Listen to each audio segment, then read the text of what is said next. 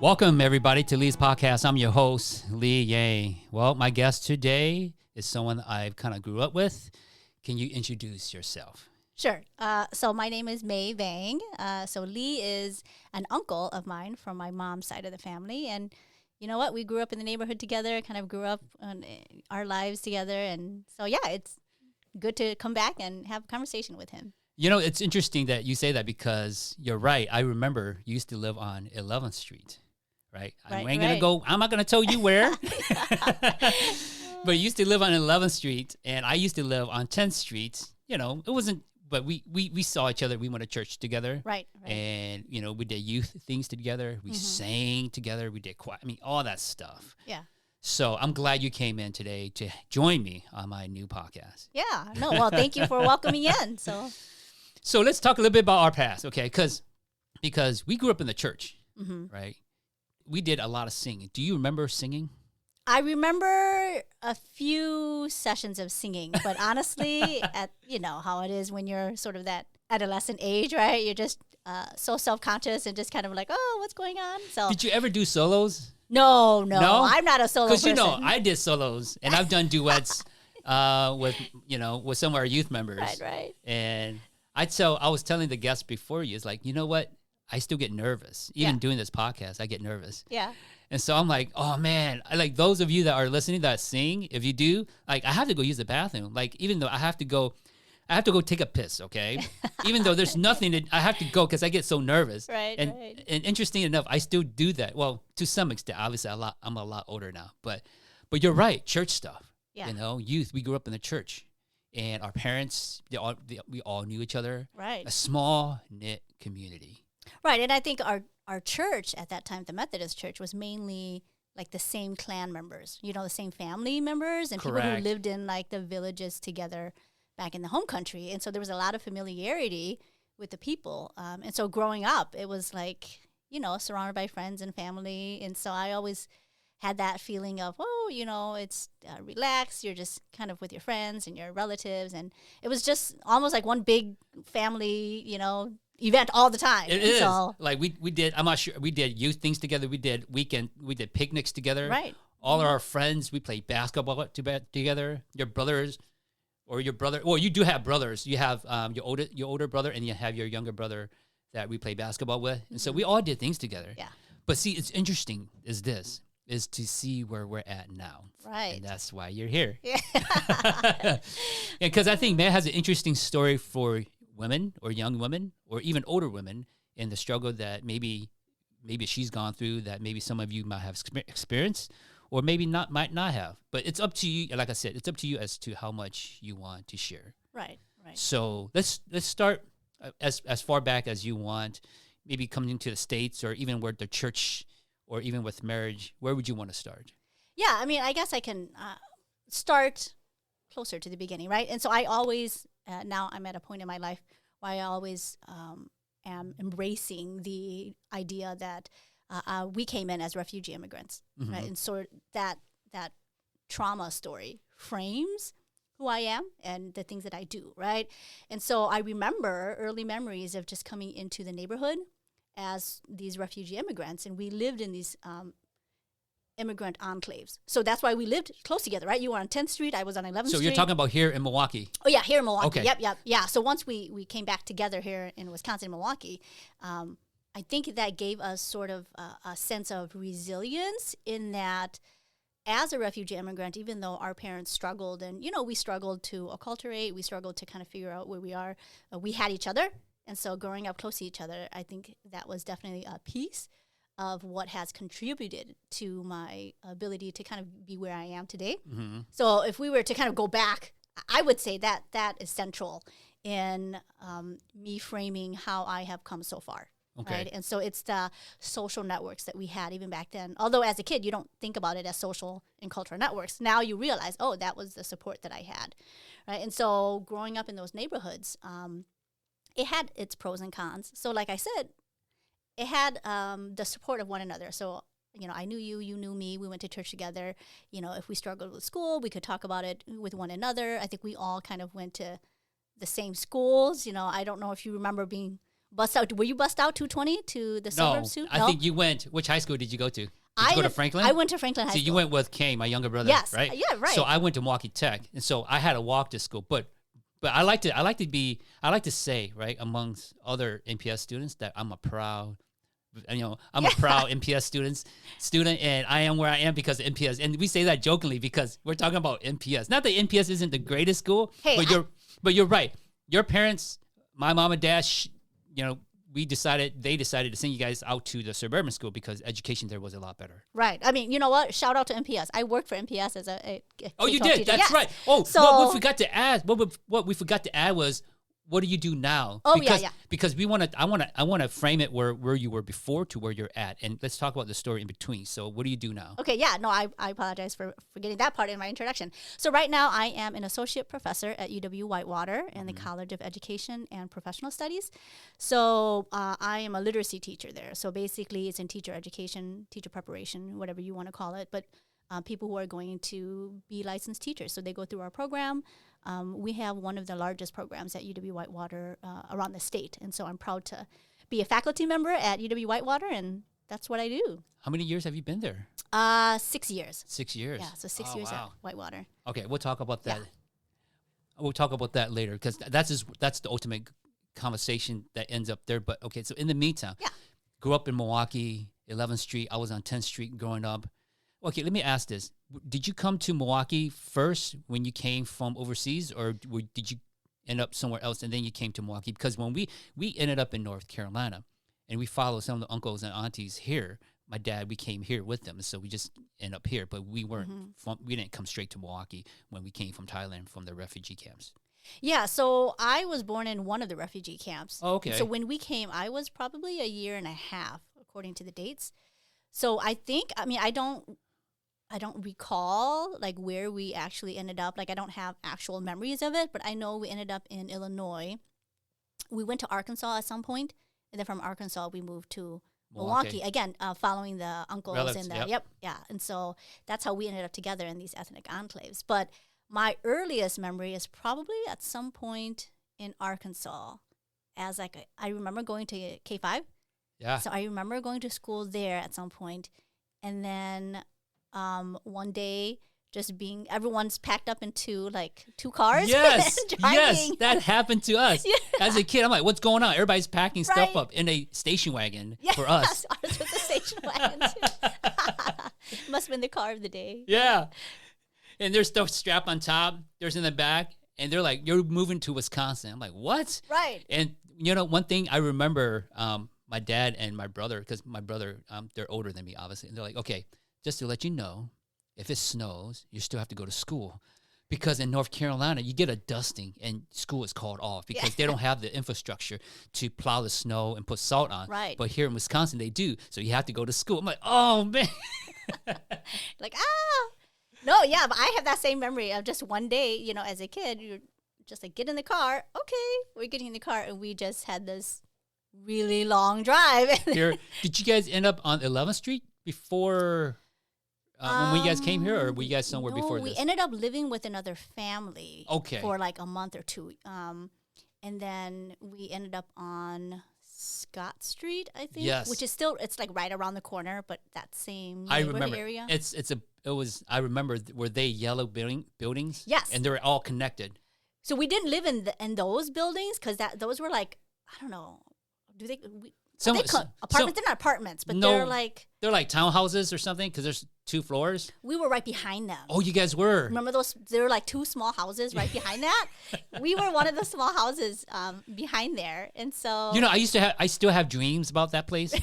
Seriously, I still have dreams about that neighborhood on the south side of Milwaukee. Good or traumatic dreams? I don't know. I just remember this having dreams being there. I'm like, what am I doing there? But anyway, sorry. I don't think people want to know my story, but right. No, that's our story, right? That's true. That's our story. That's my memories of us kind of playing around in that area. So like the other Hmong families and those yellow houses and you guys and all of our relatives, we would just kind of play around in that little area. I mean, in a sense, it was kind of freeing, right? Because as a kid, you had no worries, no fear. You just kind of were like, okay, let's play. Let's talk about that for a bit. I know we'll get to your story, but I like these side stories. Yeah. Okay. Growing up as a child, who we grew up kind of in like in that 80s and 90s kind of thing without any real supervision. Right. Okay. It's different now, right? Our parenting is different than it was with our parents. Right. I don't remember how, because you're a Hmong girl, which is a little different, right? So right. I was a Hmong boy. My mom and dad, we did, as boys and some of your uncles, we did whatever. Seriously. We walked the streets of Milwaukee with a slingshot in our hand and do whatever we want. It was different then than it is now. Would you agree? Yeah. No, I agree. Yeah. I think we still had the freedom. We had the freedom to play, go outside and play with our friends. I remember that. But growing up as a girl, there was always sort of that obligation to cook and to... As a Hmong girl. As a Hmong girl, yep. Yeah. To cook and to, clean. And, I would say...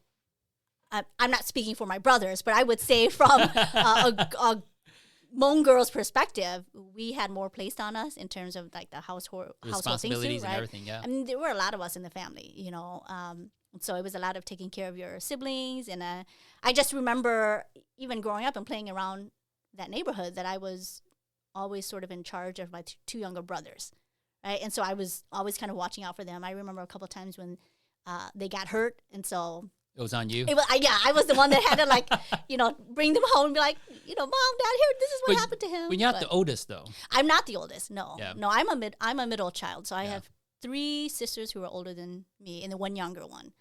Okay. But I guess maybe it was just in my nature to sort of be the one who... I don't know. Who was more responsible. And I was going to say, maybe you were the most responsible one. That's right, your parents are like... Yeah. Nothing on them. I don't know where they're at. Maybe you'll have to have them come on a different podcast. I'm going to have to have them come on. It's like, you know what? Man said this about you. Is that true? But it was different. It was. Yeah. Yeah. And the times is a lot different too. You have more awareness, right? Mm-hmm. I tell when some of your uncles, we sit down around and we talk. I'm like, oh my goodness, like the stuff we know now, right? Right. I don't think I would let my kids go out at all if I was to have kids back then. Strangers. You have people picking kids up, and you have pedophiles and whatever it is. Because when you're kids, you don't think about that stuff. Right. Right. We kind of grew up in the era of Jeffrey Dahmer too, right? No, I remember that story. Jeffrey Dahmer. Okay, just a little sneak peek. I'm hoping to get a friend in to talk about that. Not directly involved, but he has some history with it. So anyway, but yes, you're right. We grew up in that era. Mm-hmm. Oh my goodness. I mean, it's like... No, and you have to imagine that back in the home country where our parents lived, I mean, it was safer because everyone kind of knew each other. So they let their kids go play and go around the village and go do whatever they needed to do. And so when we were growing up, I would say it had only been about 10 or 11 years since that mass immigration from the refugee camp. So it would be understandable that they still kind of carried that mentality of your kids can go play, like they don't worry about the safety in the same sense that we do about our kids now, right? I would say that they probably had the same number of pedophiles and potential dangers out there, but it's just that cultural awareness that I think our parents didn't necessarily have that I think we do now as American Hmong people, and so they felt it was safe for us to just go out and, they didn't worry about those things, again, because in the home country, that's what you did. Your kids went out and played, and they played with the village kids and all that fun stuff, Correct, and now we're like, oh my gosh, who's around? But, if you think about it, we turned out okay, though. So our parents at least had some sense of, okay, they'll be fine, and kind of roll the dice. We'll see what happens. Right. They'll take care of each other. Something will happen, I know. And if not, they got hospitals here, not like how we didn't have any back in the days. Yeah. But you're right. But a side note, but that's funny though, that I'm doing this, and one of my nieces said to me, doing this podcast is a historical, to some extent, record of my life whenever I start explaining it so that my kids can hear it. And this is perfect. Right. Because I don't think I would be able to have this conversation with them without someone who has lived it with me. Yeah. Right. Not with my wife either. Because why? Because she didn't live this childhood with me. You did, right? And some of your older siblings, I'm obviously older than you, but some of your older siblings, so it's just something that I like to share. Yeah. When I have guests coming in, because you know what, You know, No. that's how it was back then. You know, these kids nowadays, I think they have it good. I think every generation says that, but but I think it is good to reminisce about, you know, those times long ago. Carefree, right? Yeah. But anyways, yeah, fast forward, you know, I think growing up, I always understood as a Hmong girl, I had certain responsibilities. Part of it was always, and I don't know that my parents ever officially said anything, but you always had the understanding that at some point you would get married and move on and like be a part of your husband's family, right? And again, part of that is cultural. They had just come to America, you know, maybe 10, 11 years before then, you know, and so you realize that cultural mentality was still very prevalent in the Hmong community. It's not something that you change overnight. So I would say for our generation, it was not uncommon for people to get married. You know, I mean, now, like, we have 4 kids, and our oldest daughter, you know, she's in her early 20s, right? And so for her to imagine being married in your early 20s is crazy. Yeah. But back in our generation, to not be married in your early 20s was crazy. Yeah, right? you're an old maid. Right. Somehow it's always directed towards the females. Yeah, it was. You're right? It's always a female. You're an old maid. It's not your old man. It's your old maid. Right. And at that time, age wasn't a factor. Yeah. Right? Yeah. So I would agree. I think for my brothers, they had a different expectation. They could be in their mid-20s. You know, I would say maybe by the 30s, the parents would probably be worried about them finding I was. one. My mom's like, I was 27. When are you going to get married? All your friends are married. Right. But you're right. But for women, if you're in your early 20s and not married, then they start thinking, well, something must be wrong with you. Like, you know, what's going on? You know, if there must be some bad habit you have or something about you that's not good. That's why nobody wants to marry you. So again, not that my parents ever said that to us blatantly, but I think it was sort of this understood cultural piece of if you were a female, it was expected that you would get married, you know, before your 20s, right? And go off with your male part of your husband's side of the family and have kids and all that stuff. It's like Mulan. Yeah. Gotta take you to a fortune teller, man. It's like, are you gonna get married? And you gotta change. Well, and then they find out, she's got this bad quality. Nobody. I know she's too ambitious. Right.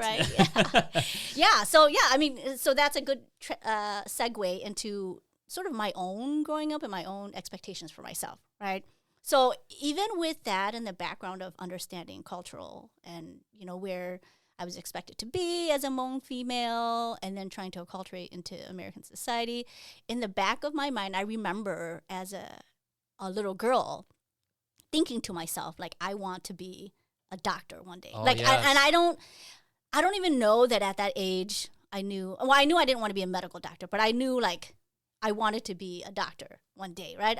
So I sort of had this goal and set for me. And I remember having Was it a goal you set for yourself or your parents setting for me? You? No, like no one ever said anything to me. But you know, Hmong parents are always doctors, engineers, lawyers. Right. Like those are the big ones, like you're going to make a lot of money out of those or something. Yep.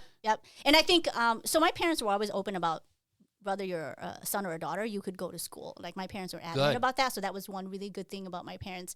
But culturally, like, again, like I was saying, the expectation was, you're a female, you're going to get married, and then you're going to do whatever your husband's side of the family does, right? And I think we even have this saying where it loosely translates to, like, if you marry into a family of thieves, you become a thief, or something like that. I mean, again, that's like a loose translation of that phrase. But as a young girl, though, I remember thinking to myself, like, I want to be a doctor someday. And again, I didn't understand the nuances of, like, different types of doctorates, right? But I knew that I had some goal in mind. And I remember having an explicit conversation with one of my friends. And At what age? I don't remember the age, but I was old enough to be cognizant of, like, this is our goals. I would say maybe 10, 11, around that age. But I remember her telling me, and I don't even know if she remembers this, but she was saying, well, my mom told me not to plan and make any plans for my future because you never know what's going to happen, so there's no point in planning. Right, and I don't remember my response, but in my mind I was thinking, what kind of deal is that? If you don't plan for anything, you have no goals. Like, of course I'm going to plan for my future, but obviously, as your future unfolds, things might change, but that doesn't mean I shouldn't have any goals at all in mind. So yeah, I mean, I guess even as a young kid, a young girl, I sort of always had this mentality of I'm going to do things. Like I wanted to get a doctorate, and I never shared that with anyone. Actually, I never shared that with my parents, with my siblings, with no one. This was just something I had thought in my mind at some point. As a little kid, which is kind of odd. Well, you just shared it now. No, yeah. Now, as a grown-up, I've shared it to other people. Okay, I see. But, like, growing up, it wasn't like... Oh, you didn't share it at that time. No, okay. And it wasn't like I was ashamed or anything like that. It was just one of these tiny little things in my mind that I was like, you know what? I'd like to be a doctor one day. And again, I just never shared it with anyone. But I want to say that that's sort of my mentality even back then is to have a goal in mind and then, be confident in knowing that at some point, if I keep plugging along, I would get there. And that's important, especially at that age when we're young in that time in the mentality of our parents. Right. That's so, okay, as a dad now, 'cause obviously I have 2 girls, that's so discouraging to hear that your friend would say that. Like, don't plan it. You don't know what's going to happen. Right. That's unheard of, well, at least in my family and with my brothers, right? To say, don't plan anything because you don't know what's going to happen because you could get married tomorrow. Right. And then your education's out the window, right? Mm-hmm. You can have kids, and your singleness is gone, right? Yeah. Which is, and I'm glad. I'm glad that we raise our kids how we raise them now because we're making them strong. They become strong women or strong men, and what they become is a better version of us. At least that's what I like to think. Okay. You laugh. Yeah. Well, it depends on the child, I guess. Right. I want them to become the best version of who they are, right? And so I don't want them to ever have to feel compelled to do the things that I do or have be done. Who they are. Right. They're not going to become a teacher or become a professor as long as they do what they need to do. Right. And great point. Yeah. Okay, I take that back then. Yeah. No, you can have your opinion. That's okay. Because we talked about this. Who did I talk about? It wasn't on the podcast, but I'm not sure about you. But I sometimes live my dreams through my kids because I've never had them, right? So I mean, I'm only speaking because of me, you know. So I always wanted, like, for example, I always wanted to participate in school activities. Mm-hmm. That happened. Not really. There's a few that I did, right? Right. I want my kids to do that. I want some of the things that I've never experienced. I want them to experience because we never had it. So I guess that was my point, is like to live it, to be better than me. Then what I meant was like to do things. I want them to experience things that I never had, right. So that they can become, like what you said, who they are, sports, education, right. Obviously I went to UWM and I got my undergraduate there. So I'm hoping that the kids would do that, whatever capacity that they do it at, and But you're right. We grew up in it. We grew up in an era where women or girls, they're marginalized and say, "This is all you can do." Right. And then boys, it's like, you got to go to school, but we don't know how to help you.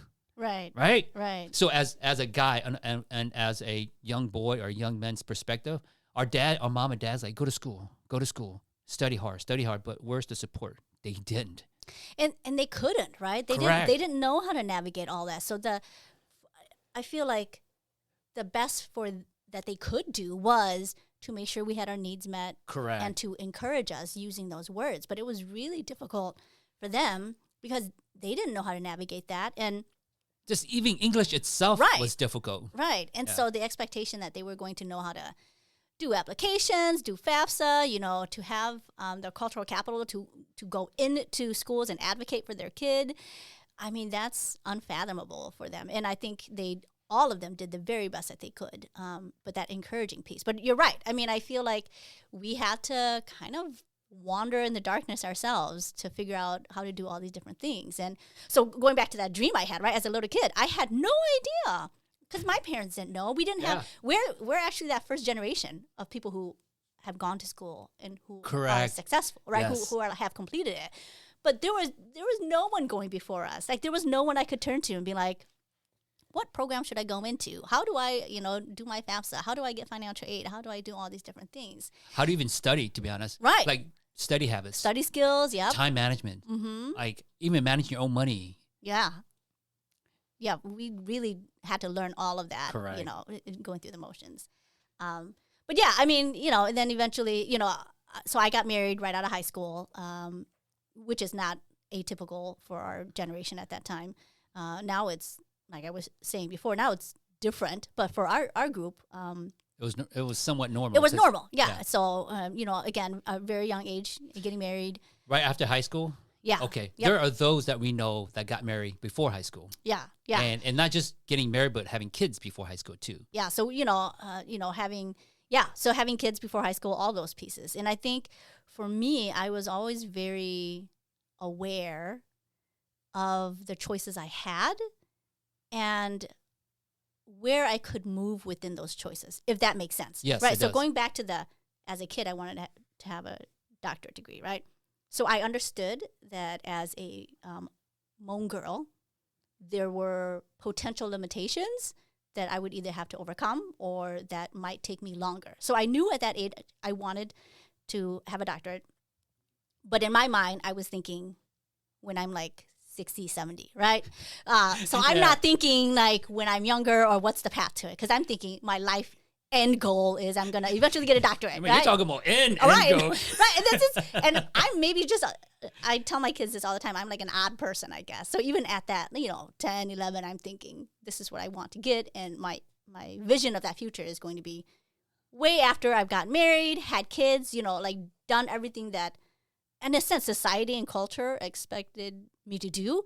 And then I'd have time to go and get the doctorate, right? And so that was sort of my mentality of this is a potential outcome. So now fast forward, getting married, we had our marriage license pretty much right out of high school. But I knew, okay, I have an opportunity to go to school, right? But I remember vividly thinking, I'm not going to have kids yet. Like, I'm going to wait to have kids. Because you're right. The expectation is you get married, before your 20s, and then you have kids for your husband's family's sake, right? To carry on the family name. And they want you to pop out as many as you can. Right. Seriously. The more, the better. And if you don't, then there must be something wrong with you, right? Like, oh, we married a bad one, like somehow she's not fulfilling her, Hmong female obligations, right? Yeah. So again, I understood those limitations, right? But I knew that I was still very young, right? And I knew I wanted to, in spite of that, or, in correlation with that I wanted to wait to go to school and start that as well, right? So then, so I started at UW-Milwaukee as well. So I graduated there with 2 degrees. So I did my bachelor's there. And again, it was interesting trying to navigate that because we really were that first generation to Correct. go in. And so by the grace of God, going through school, I always had teachers who were very crucial in seeking out my best interests. And that, I don't know, I don't think it particularly had anything to do with me, but I would remember like teachers who would say, hey, I think you would do really well in this class. I remember taking a math class and I wanted to take the honors version of it or the next version of it. We had to test into it, right? And I didn't pass the test by whatever, but my previous math teacher was like, she's actually a quick learner. She would do fine. And then because of that, I got into the higher math course.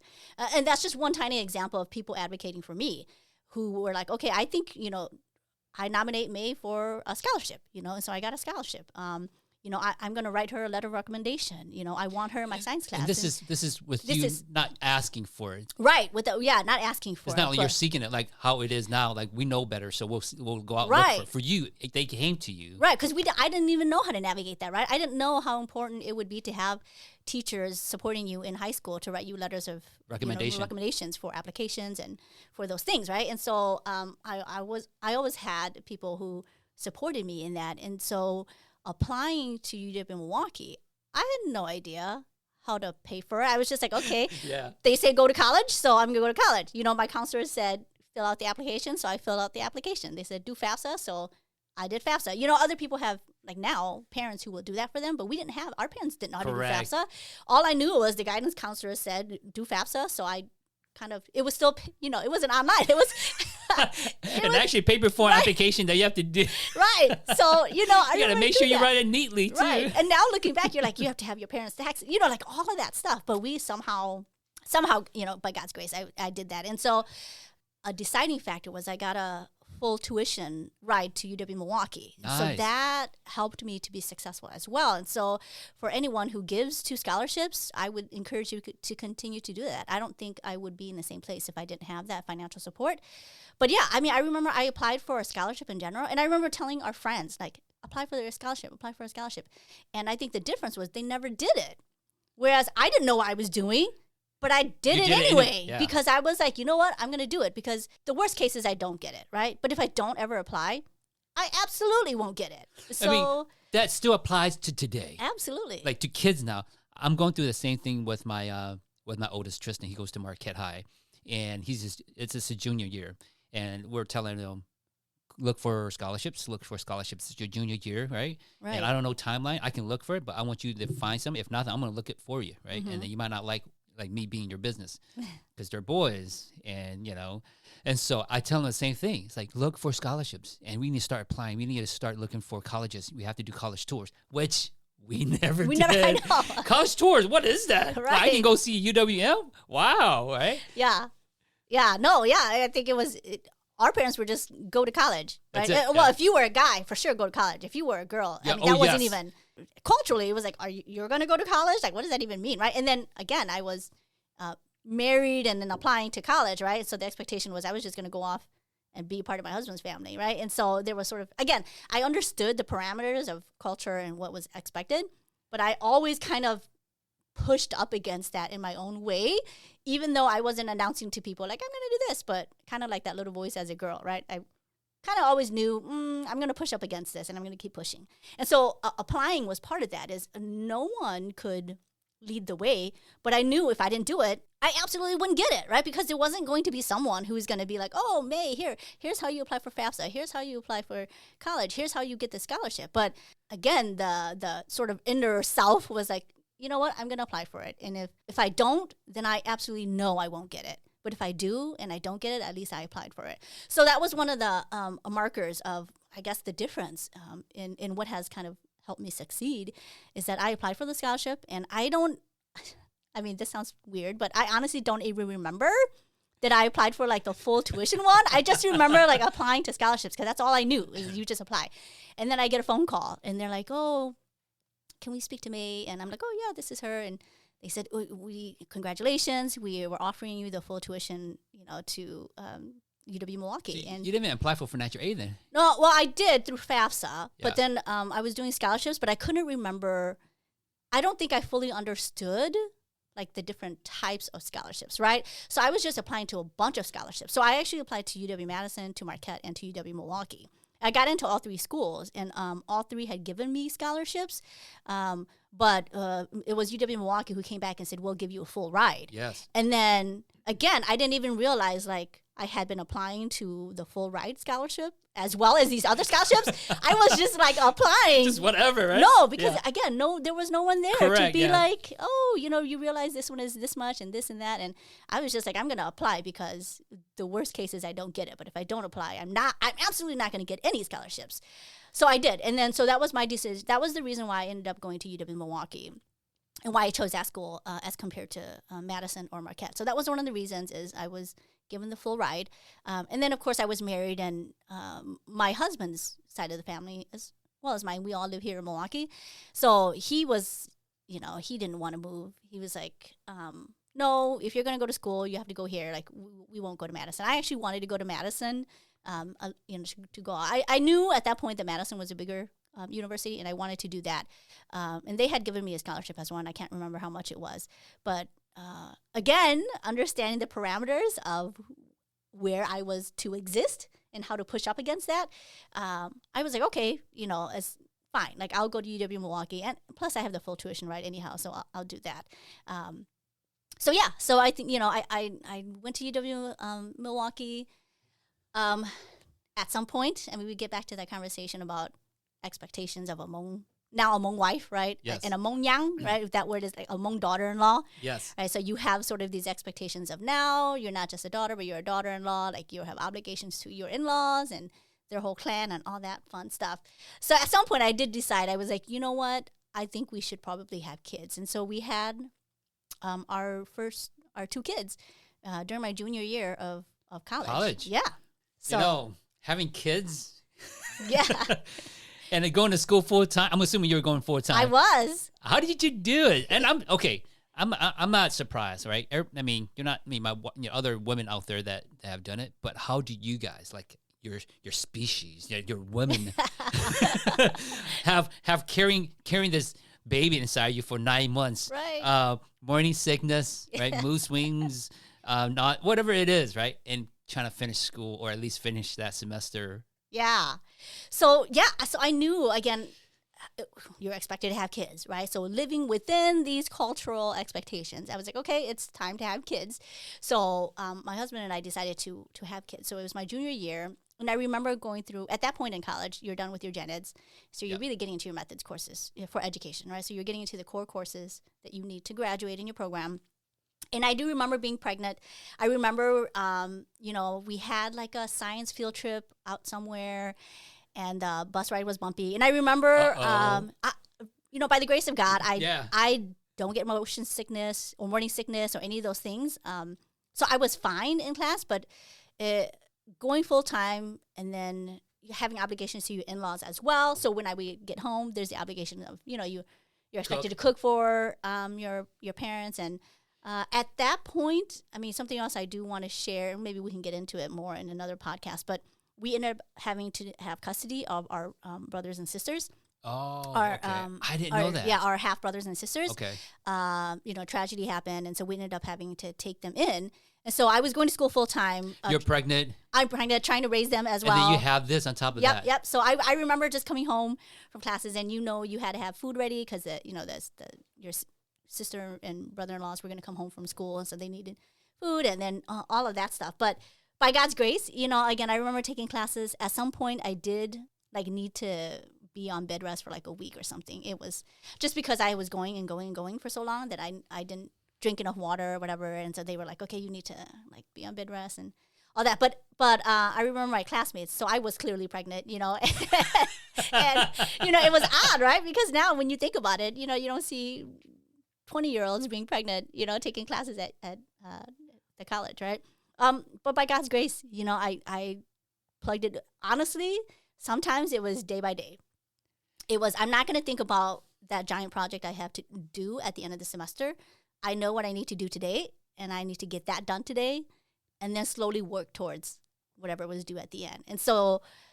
Okay. Say that again, because that's a great life lesson for students. Yeah. Seriously.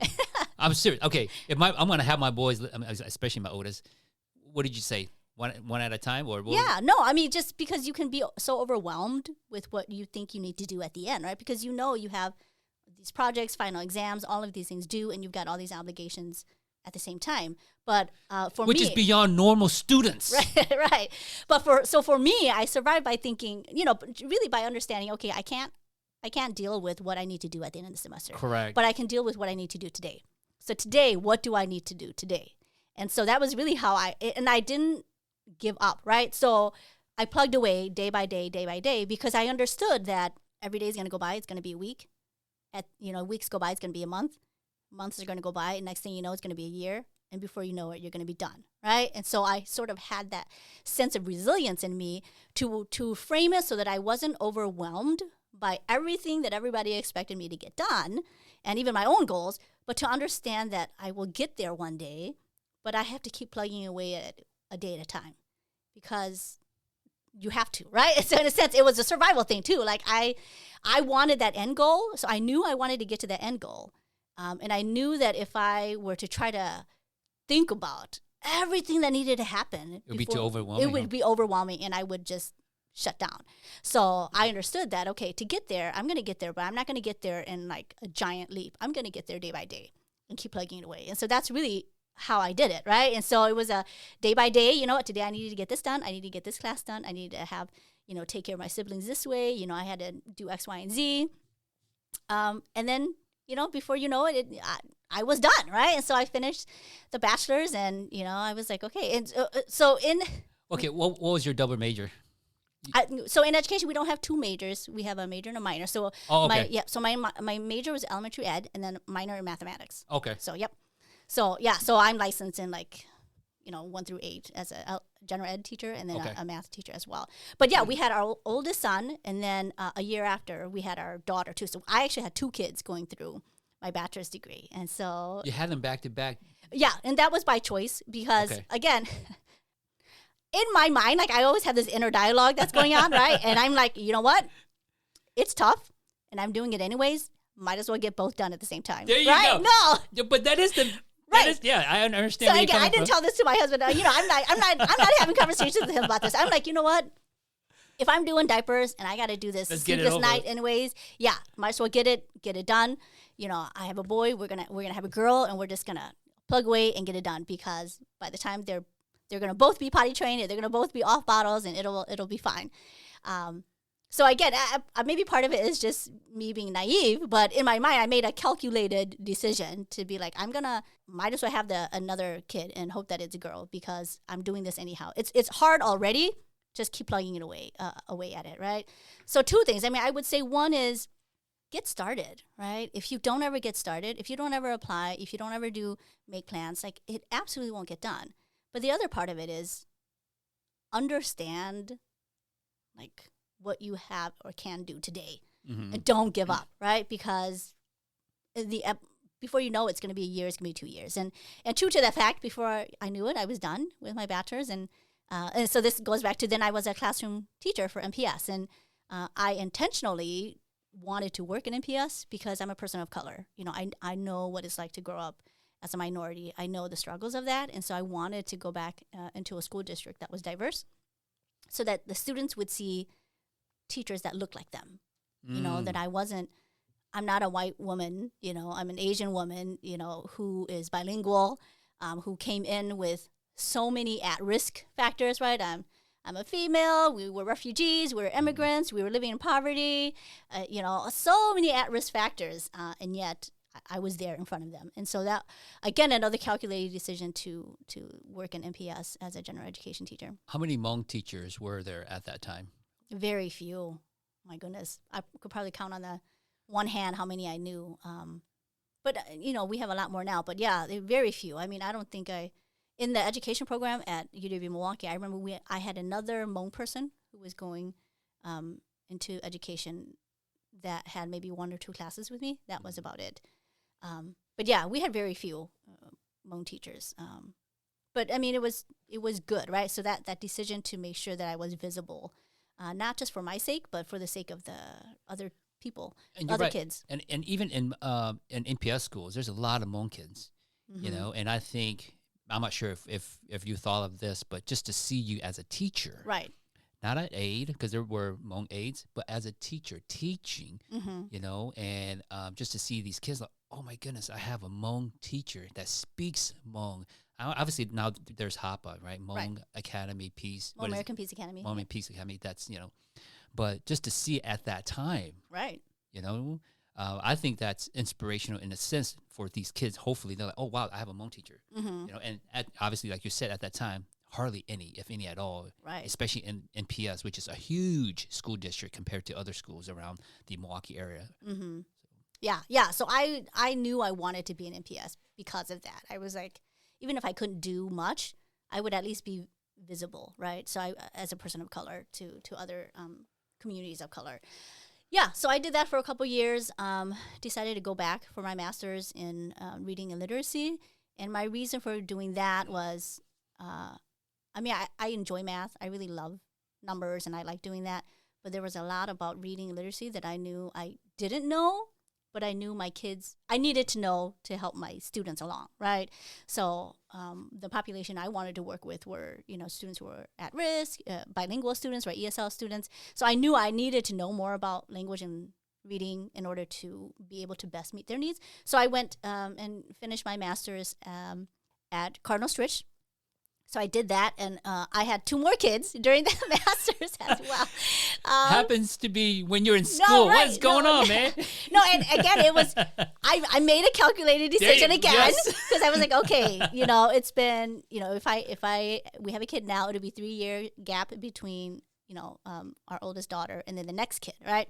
So I was like, you know what, let's do it. So we went ahead. We had 2 more kids in between. 3 years. I'm assuming you were working for MPS for 3 years then. No, yes, I was still working full time. Yeah. Oh, you're working full time while going to Cardinal Stritch. Yeah. Yep. Okay. Yeah. So I did full time undergraduate, full time master's. And then So I was working full time, and I went to my grad school full time as well. And then we had the 2 younger kids during that time. And again, I knew what I was going into, but I made a calculated decision to be like, okay, we want to have the kids now. And then we had them, a year apart again, a year and a half, like back to back. Same thing, we're going to do diapers and everything. And it's going to be hard for a little bit, but, I can dig my heels in and, day by day, and we'll get it done. And so, so I was still working in MPS full time.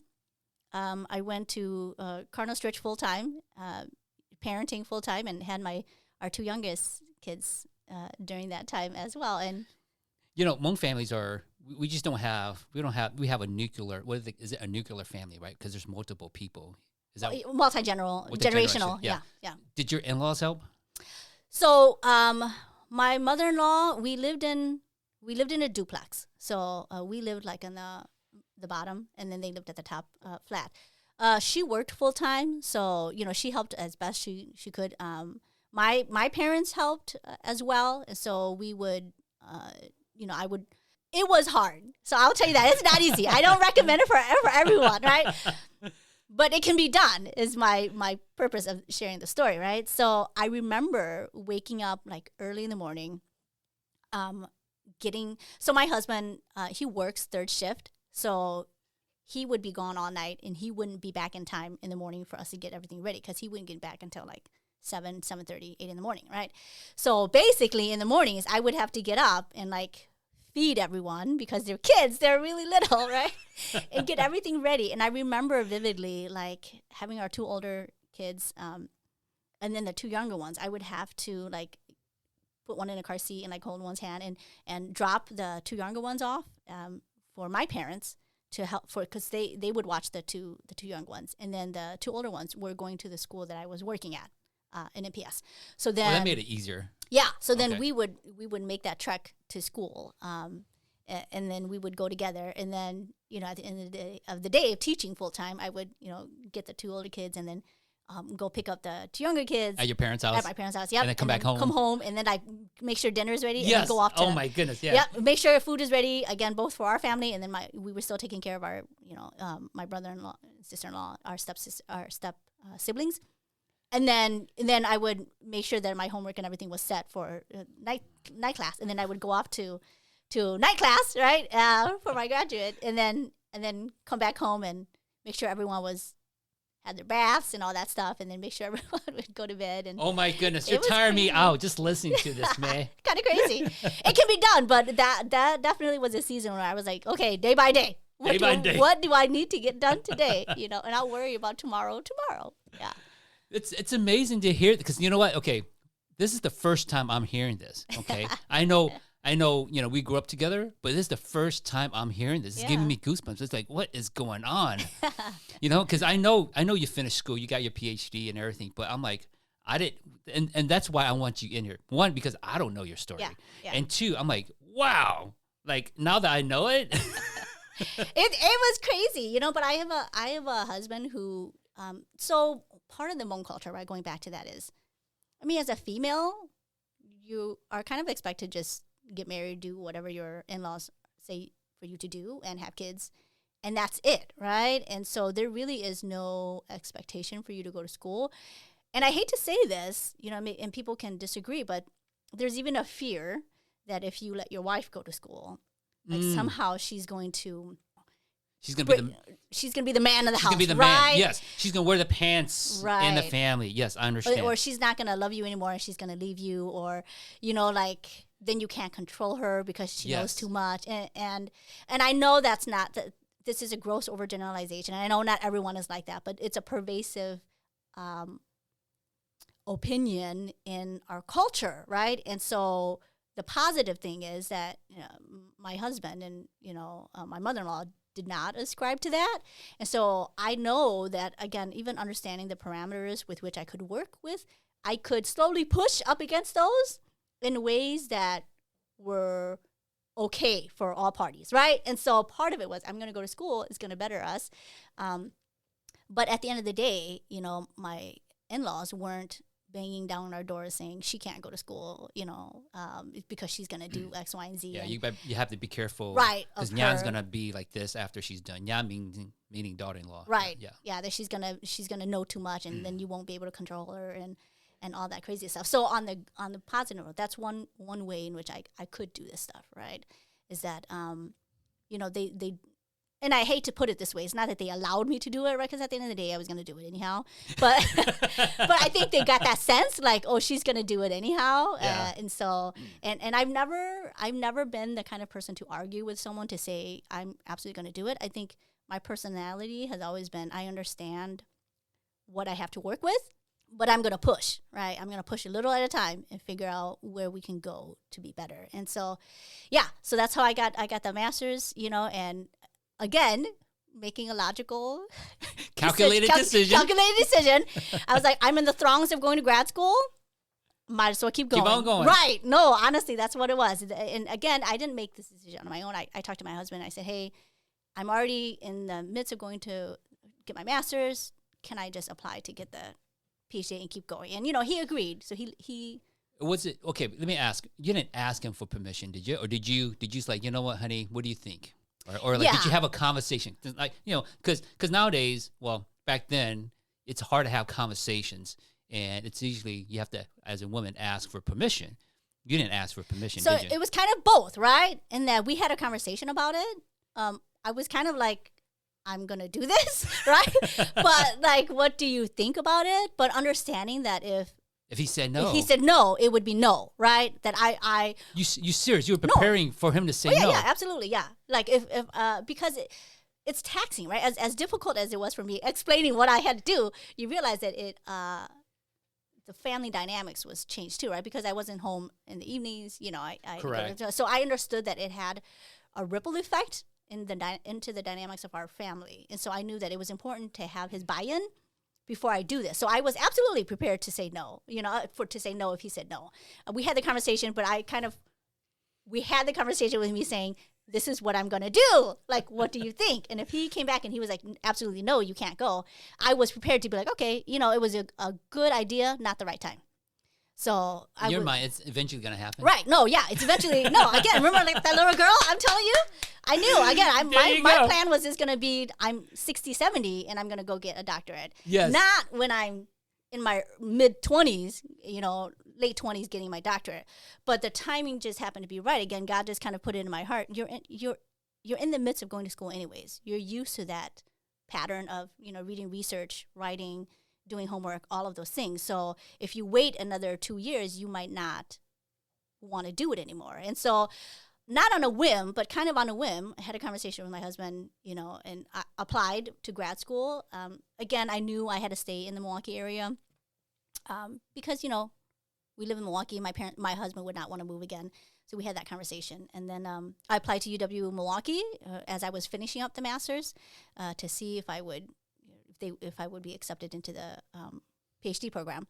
And I was accepted. And then a part of that was, here's going to be the deciding factor is if I get financial support, then that's an open door. So that's confirmation that I should go, right? If it's going to be too hard of a financial struggle, then I won't, right?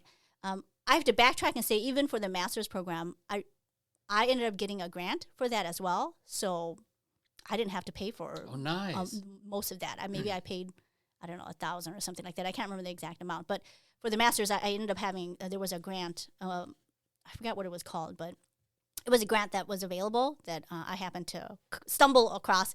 I applied for that, and I got that grant for the master's too. So with the PhD, I applied, and I got in the program. And then in passing, someone had mentioned to me that they have a fellowship that you could apply for.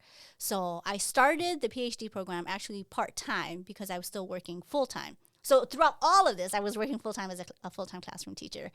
I ended up applying for the fellowship, and I was like, you know what, it's going to be open doors if I get the fellowship. And again, I got the fellowship. So the fellowship paid for all of my tuition to get the PhD. All of it? Yep. I think I may have paid one semester's worth of tuition, but it paid for all of my tuition. But the condition was I had to quit MPS. Oh. So I couldn't work full-time. The most I could work was part-time. Because they were paying for my full tuition, and they were giving me a monthly stipend as well. Did they wanted your commitment? Right. So is that, I mean, they don't want you to commit to MPS and then to your education, and all of a sudden, we're paying for your school, girl. We need you to commit to it instead of you working, because we want you to do well. Right. Yep. And the funding was, they wanted to make sure that people who were receiving that fellowship were gonna finish, right? And we know that it can be distracting when you're trying to do full-time work and then go full-time with a PhD too. So so I got the fellowship, had to quit MPS. You know, I ended up subbing for them for like a year in MPS because that was still part-time. I had, I think, 28 hours I could work a week. Gracious. Yeah. But then that's done, and, you know, so we're good. So that's how you know what? Okay. Going back to your story about when you're in high school applying for college. Yeah. and then these, just the process of applying for school in the beginning to how it is at the end, where you're just like, hey, we have a, in passing conversation or whatever, hey, we have a fellowship, right? Yeah. Do you think it was God's grace, God's divine intervention? You think, because we talked about education, but there's a religion, because we're religious, right? Right. And I had, I was telling, I had one of your auntie in here. We kind of talked about it, but there has to have been some divine intervention to some extent, because, I mean, it worked out for you. Not everybody. Right. It doesn't work out for everyone. No. But I feel like there are seasons in my life where God has allowed people to support me or to interject with information, right? But it's up to me what I do with that information. So someone in passing had a conversation with me and said, hey, there's this fellowship out there. But I could have chosen not to apply, right? I could have just been like, okay, that's great. But again, I knew, well, if I want the fellowship, I got to do something. So if I don't ever apply for it, I won't get it. But if I got it, then, it would alleviate financial burden on, my husband. And because I think men worry about different things than women do, right? And I think as a husband and a father, it's understandable that he was worried about the financial implications of me going back to school full-time, which is why I started part-time, because then I could still work full-time.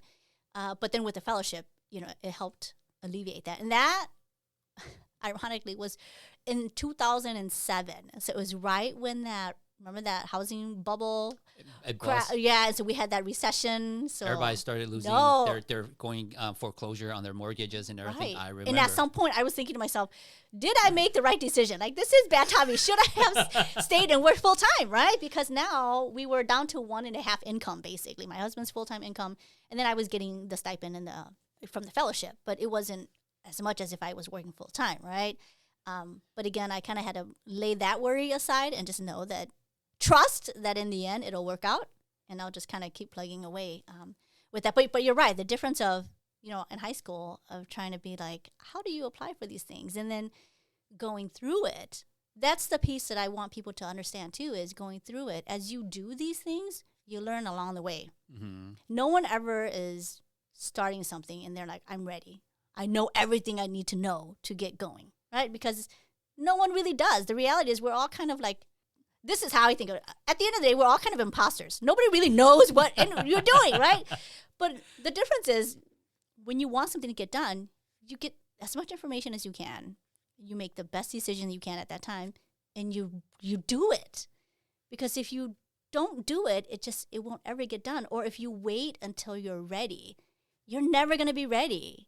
At high school, did I know everything to apply? No. Yes, that's what I was thinking. Yeah, right. You just do it. You just do it. I knew enough that I had to do some kind of application, and you go ahead and you get that done to your best ability, right?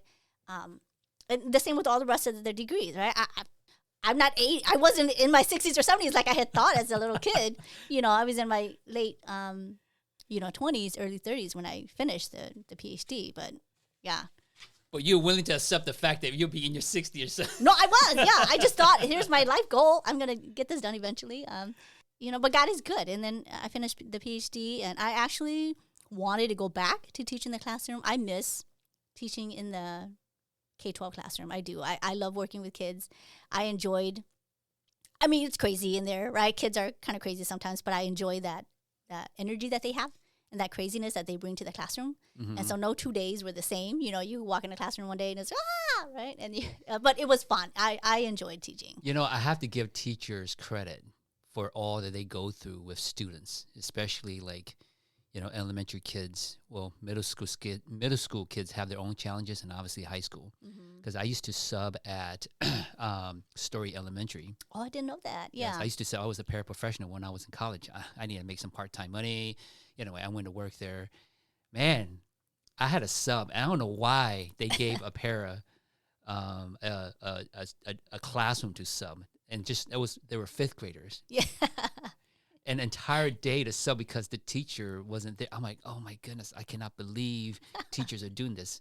And it blows my mind that I was able to get through that day. You know what I did? Let's go outside, recess. Right. Pop in a video. Did you watch a movie that day? I know, just filling the time because I'm not a teacher. And right. Teachers out there, I praise you because goodness gracious, I won't be able to do it. They're a special breed, to have the patience to teach students who are rowdy. The students I had they were rowdy, disrespectful, calling me names, and I just have to put up with it. Yeah. And I don't know. Not to say that all MPS kids are like that or MPS school like that, but it's just that particular class. It wasn't a good experience. I didn't ever want to be a sub anymore. Well, they knew you were the sub, and so you're right. Right, so you can get away with it. Kids are funny, right? They know how to test the waters and what they can get away with and with who, and so they knew you were a sub, and so they're like, "This, we're gonna let it all out on him, so don't feel too bad." Okay, good. I was in trauma for so many years until now. Thank you, Matt, for encouraging me and telling me I'm okay. Yeah, you're okay. It wasn't you personally. The kids were having fun. That's all. Yeah. But so what are you doing? Okay, so let's come kind of towards the end. Yeah. You're a assistant professor at UW Whitewater, and what do you do specifically there? Did we talk about that? No, I don't think we did. Yeah. Okay. So I'm an associate professor at UW Whitewater, so in the College of Education. So basically, I'm helping prepare teachers to go out there and be teachers. So candidates coming in, I teach the reading methods courses. So that master's in reading language arts, that came in very handy.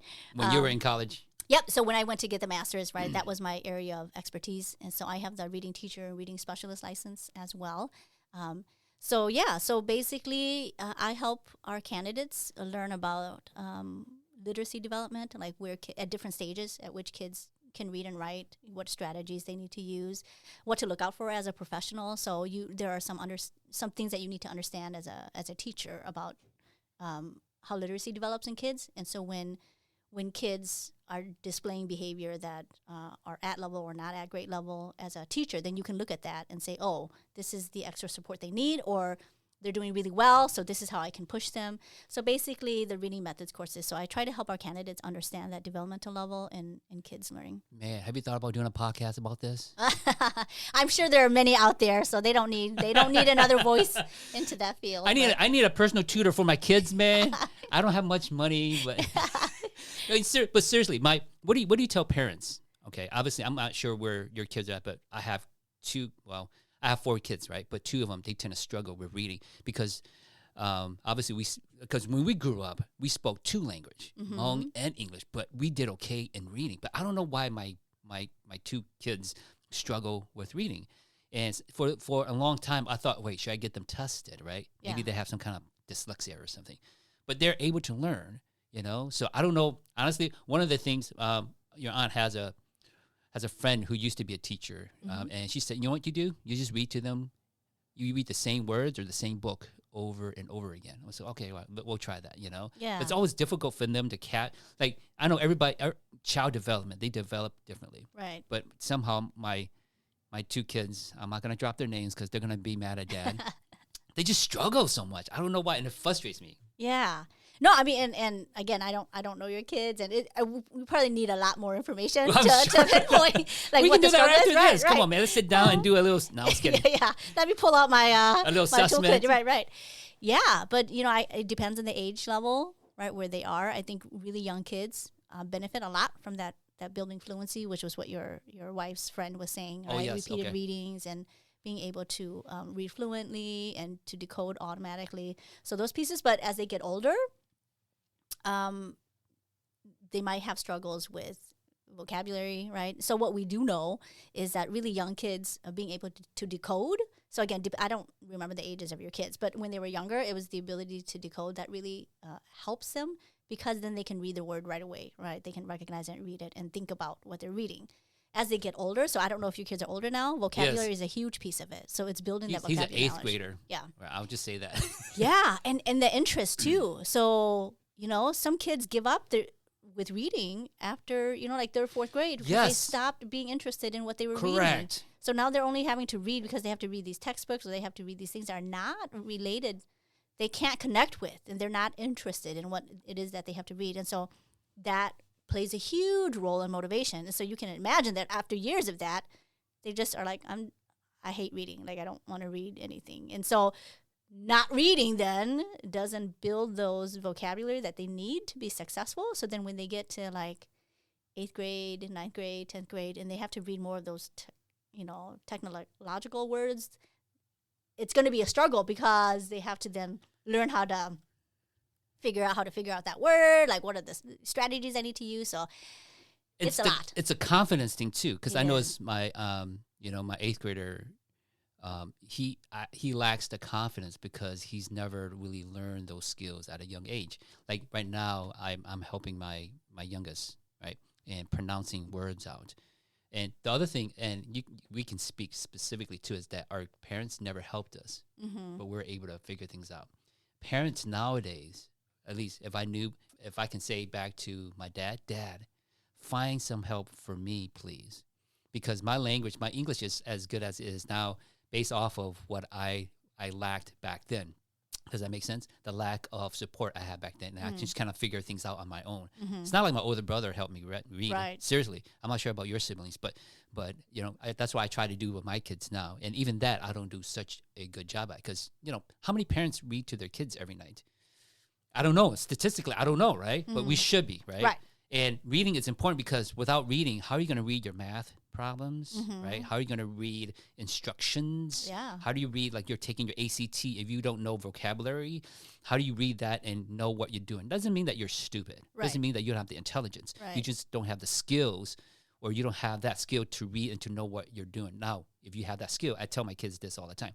If you have those skills, you can do it. Okay, you don't have a cognitive disability. I work with kids with cognitive disability, and I know you don't have it. Okay, and you can learn.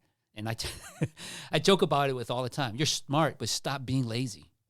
I mean, I know that's not encouraging, but it's definitely that. It's the attitude, the motivation to do it as well. And I think what I try to teach our education candidates is we have to, as teachers, teach our kids how to learn. It's not really about memorizing things, right? Because if we can teach our kids how to learn, that's exactly it. When they get to new or more difficult things, like taking the ACT or doing all those, or having to read a math word problem and figure it out, if they know how to learn, they know how to apply those strategies. So that's one of the things I hope to drill into our future teachers is, I'm not teaching you necessarily how to like have kids memorize all these facts, right? But I'm giving you the skills so that you know how to help kids strategize about how they learn, because success is a huge motivator. So if they are successful and they continue to be successful, they're going to continue to go work at it, even if they struggle. Yes. Right? Just my opinion. Obviously, I'm not an educator like you are. I'm a parent. I tell my kids this, okay, that a person's grade isn't a reflection of their intelligence, correct? So, at least in my opinion, okay? Because I know a lot of smart kids that just don't do well in school because maybe they're not motivated. So for me, I tell them, just be motivated and try your best, okay? And then hopefully everything will come, and I can support you as much as I can. As a dad, that's why I tell them, because the two that struggles. Because for the longest time, I'm not sure about you, man, because you're probably a better parent than I am. I always yell at them, and that doesn't encourage them. Right. And I have learned that I cannot do that because that's a big discouragement, and it hits them in their motivation. And then they just don't feel like, oh, man, I'm just not going to get it. I feel bad because my oldest, not my oldest, my second oldest, I've done that to him, and I try my best now not to do it with my youngest. And now she, to be honest, she learns really well. Yeah. Her spelling words, she has a list of 15. And I told the teacher, she's a little slower at learning, but can you just give her 5? Yeah. Right. And so she's like, okay, that's 5 or 6 or something like that. And she didn't even study until the day before. Yeah.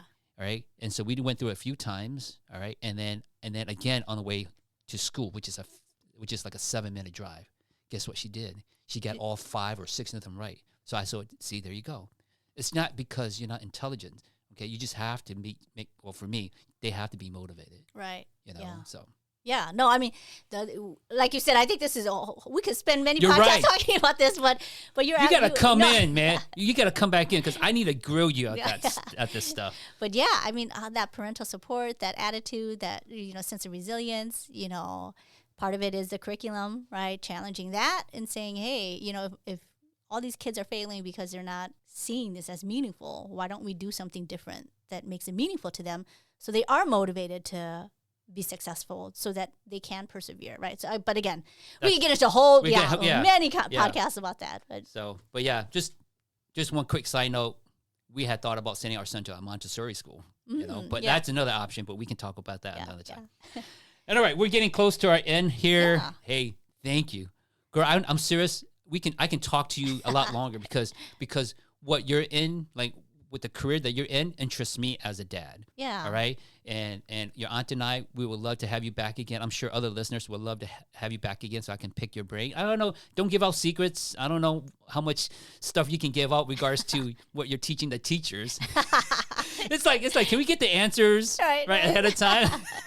There's no secrets around here. There's no secrets. Yeah. So would you come back? Maybe?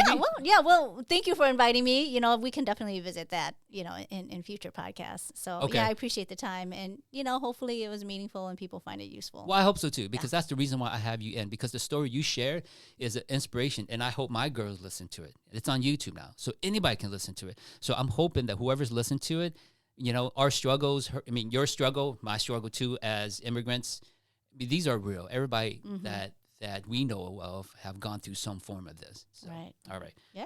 All right. Thank you, everybody, for sticking around with us up until this point. If you like what you're listening to, please subscribe, share, and click that notification button. All right. Thanks.